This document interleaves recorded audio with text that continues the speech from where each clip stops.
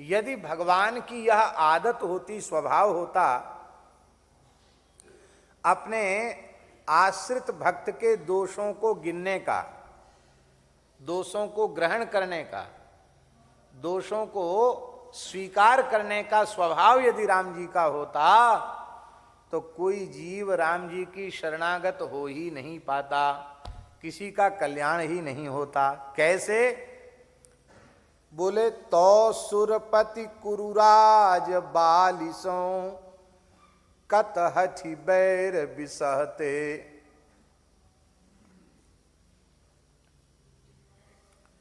यदि अपने भक्तों का दोष भगवान मन में लाते तो इंद्र, दुर्योधन और बाली इससे हट करके शत्रुता क्यों ले लेते? अब देखो, इंद्र भी वानर राज बाली के रूप में श्री राम कार्य के लिए ही उत्पन्न हुआ है।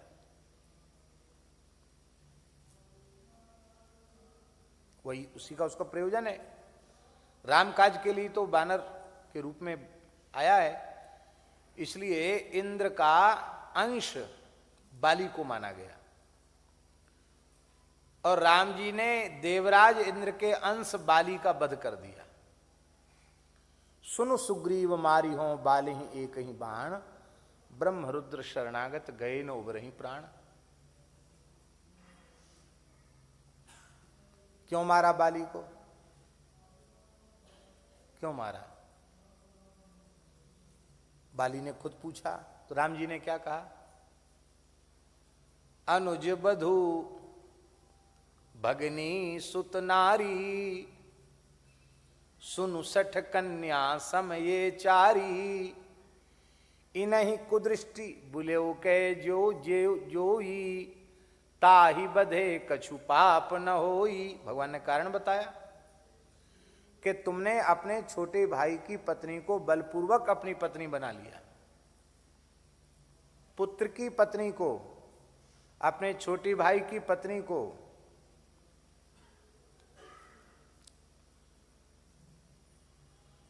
ये सब करने वाले, ये सब कन्या के समान हैं। भगनी सुत नारी, ये सब कन्या के समान है। इनके प्रति जो कुदृष्टि करता है उसको मारने में पाप नहीं लगता, इसलिए हमने तुमको दंड दिया।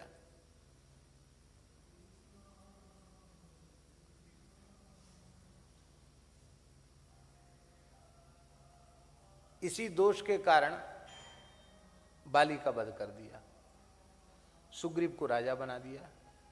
सुग्रीव से हुई अपराध बना। भले ही अपराध बना न बना, लेकिन लोगों ने कानाफूसी करना शुरू की और इसका संकेत रामचरितमानस में भी तुलसीदास जी ने दिया है। जेहि अघ बधेउ व्याध जिमि बाली, पुनि सुकंठ सोई कीन कुचाली। सोई करतूति विभीषण केरी, सपन्यु सोई न राम हियरी। महाराज जी इसका समाधान दूसरे प्रकार से देते थे।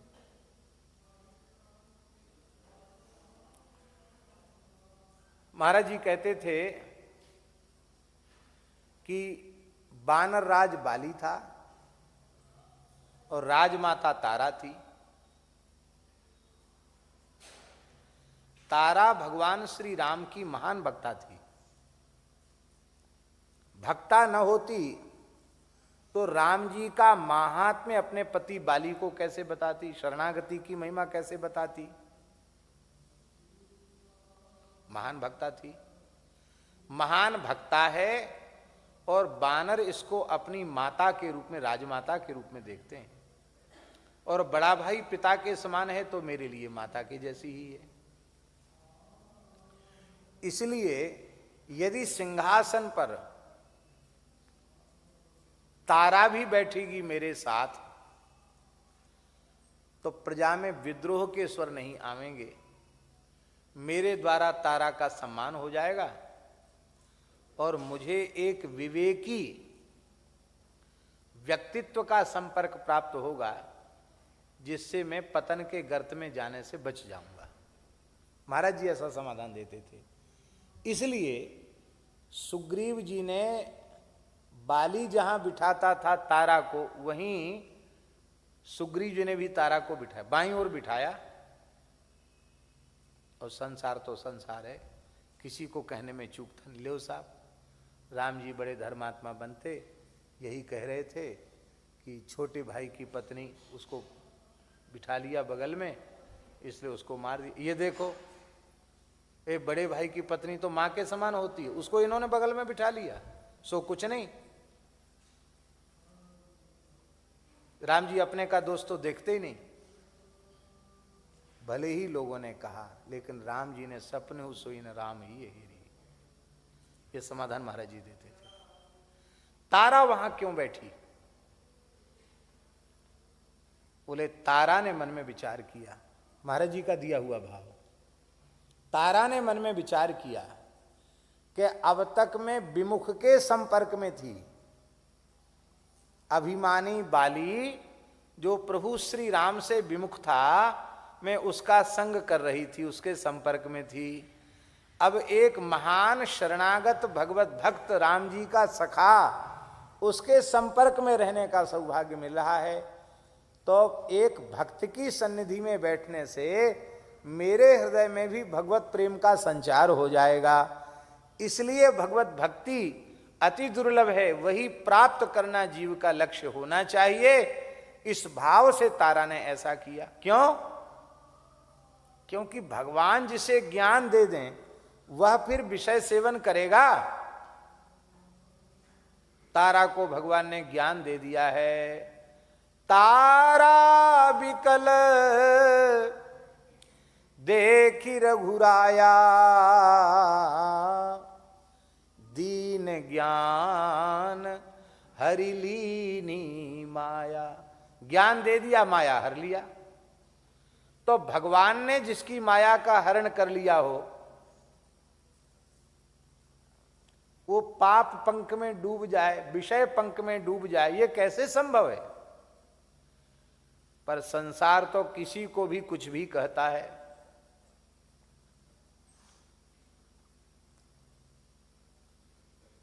पूज्य श्री रमन रेती वाले महाराज जी ने एक घटना सुनाई थी।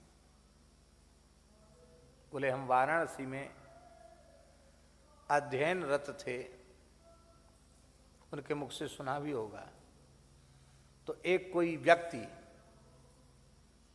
एक युवती कन्या स्त्री थी, 20-22 वर्ष की रही होगी, उसके साथ नौका में बैठकर गंगा जी में सैर कर रहा था और कुछ पी भी रहा था। और बोले हम गंगा जी के किनारे बैठे थे।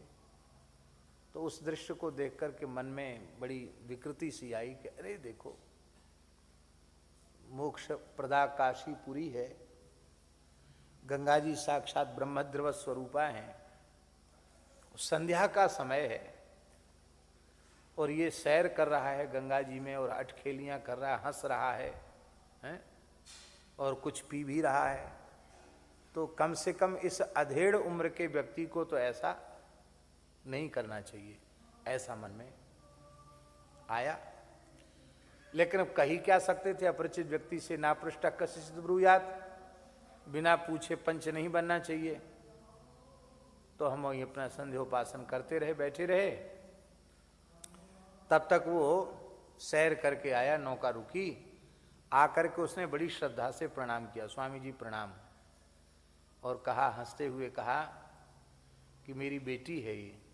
कहाँ बाहर पढ़ती है? कहीं बंबई में या कहाँ बताया है? विदेश में। क्या बताया? हाँ बाल्यकाल में, हाँ हाँ बाल्यकाल में इसका विवाह हो गया था। अब बहुत दिन बाद अपने पिता से मिलने आई, तो काशी की ही थी। तो काशी में बचपन बीता, गंगा जी में नौका में खूब सैर किया। तो इसने फिर कहा कि पिताजी मुझे गंगा जी में सैर करा दो। तो गंगा जी में सैर करा रहे थे और वो शरबत की बोतल होती ना, ठंडा पानी भरा रहता उसमें रंग बिरंगा, तो वो ठंडा पानी इसको कोल्ड ड्रिंक कहते क्या कहते, वो पिलाया जा रहा था। तो ये मेरी बेटी है, हैं? और क्या कहा कि स्वभाव से थोड़ी नटखट है, ऐसा भी कुछ कहा क्या कि हैं? हाँ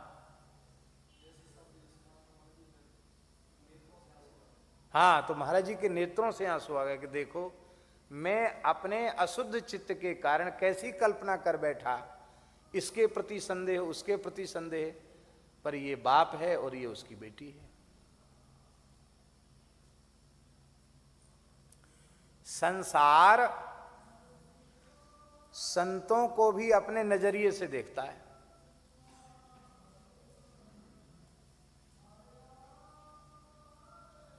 और किसी को कहने में चूकता नहीं है। बोलो भक्तवत्सल भगवान की जय।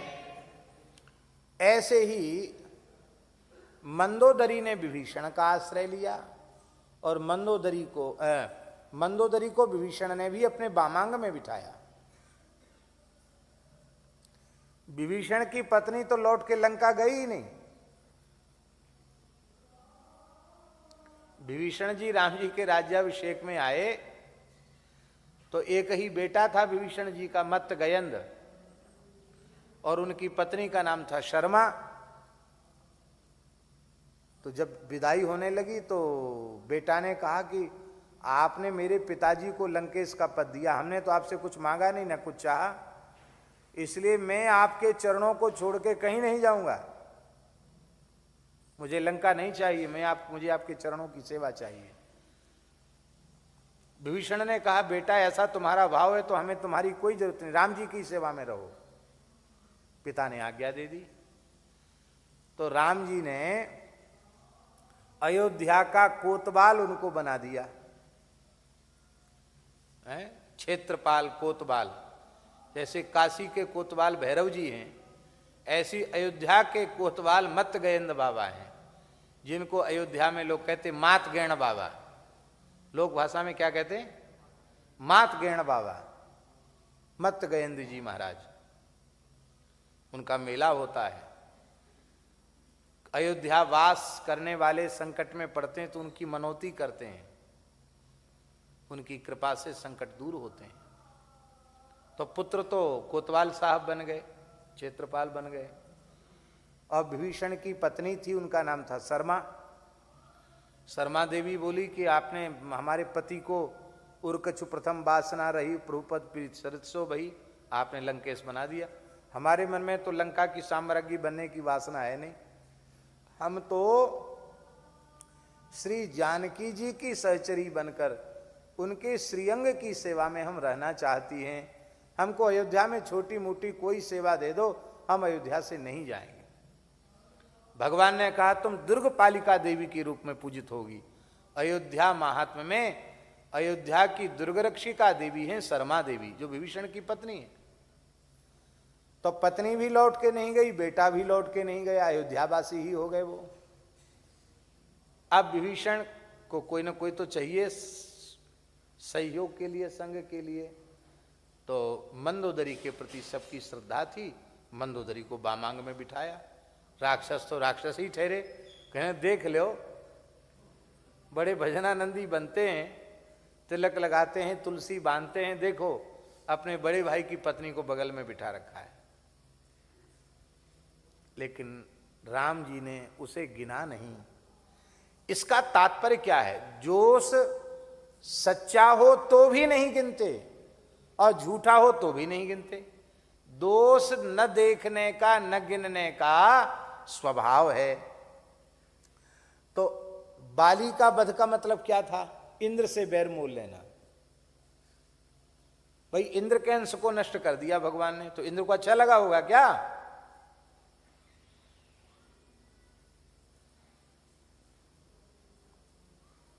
और एक भाव और दे देते हैं, इंद्र के मन में थोड़ा दुख था कि अरे भाई बुद्धि शुद्ध कर देते, मार ही दिया, बताओ हमसे कोई सेवा ही नहीं ली, हम उसको मार ही दिया। उसका उत्तर हम देंगे। अभी स्मृति में मेरे नहीं आ रहा है, वो लालवाड़ी डायरी है उसमें लिखा है श्लोक।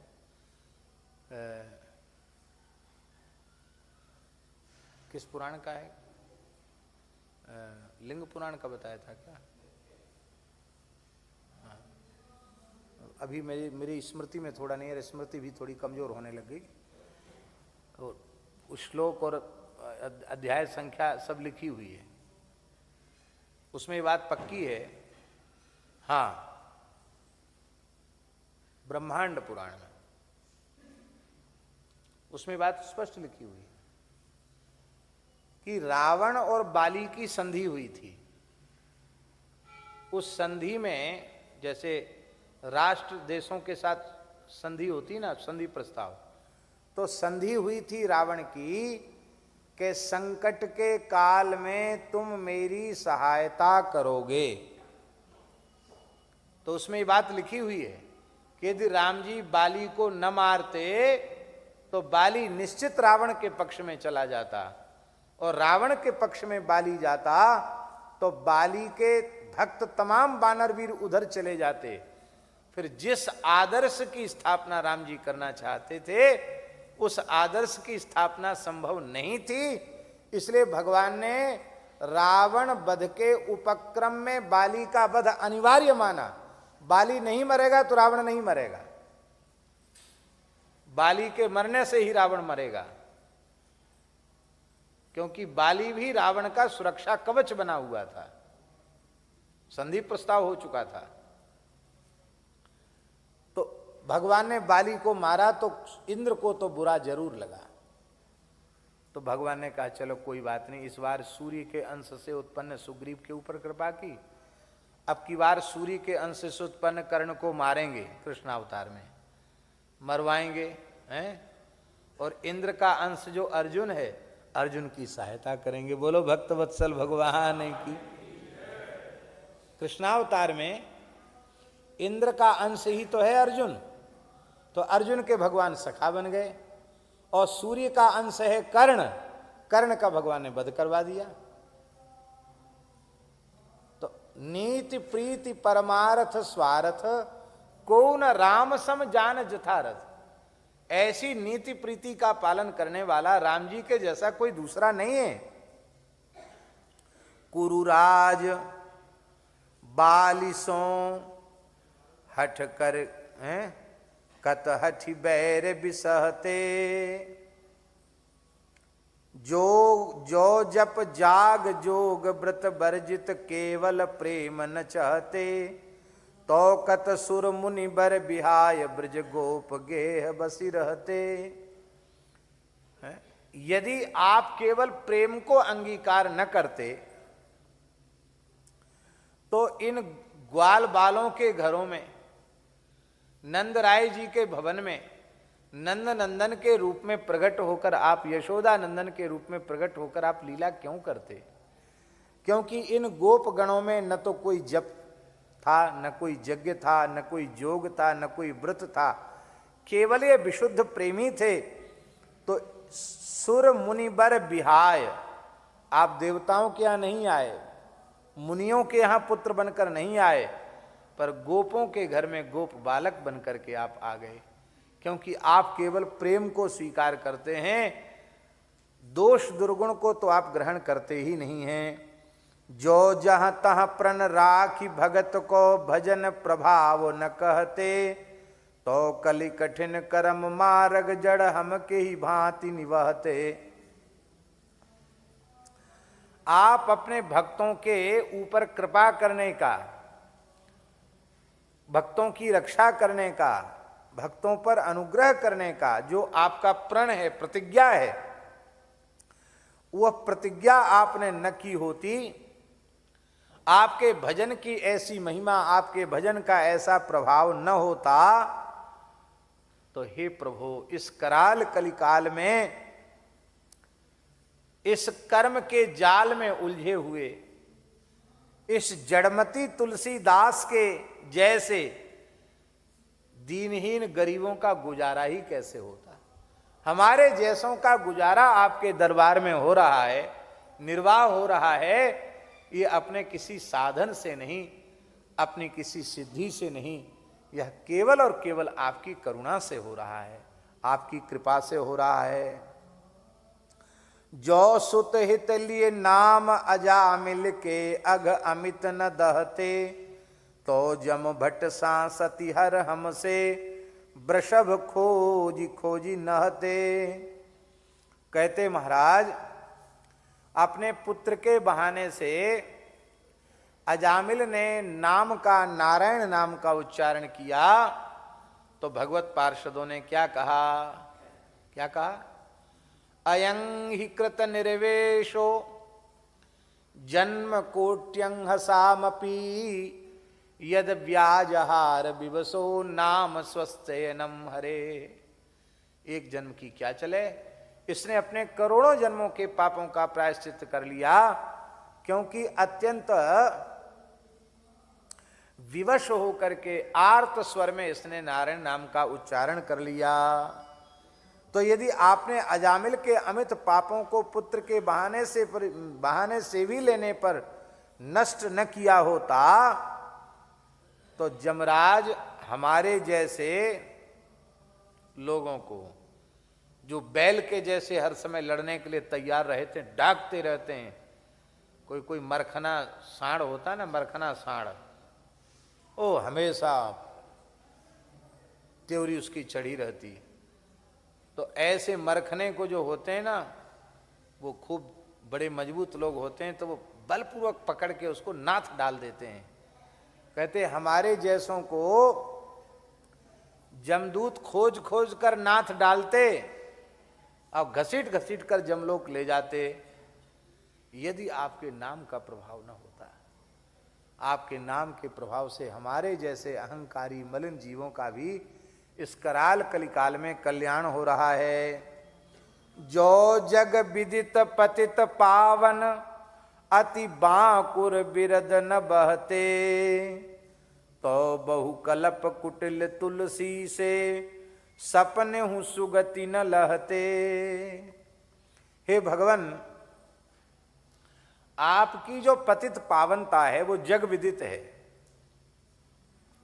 सारे संसार में आपकी पतित पावनता प्रसिद्ध है।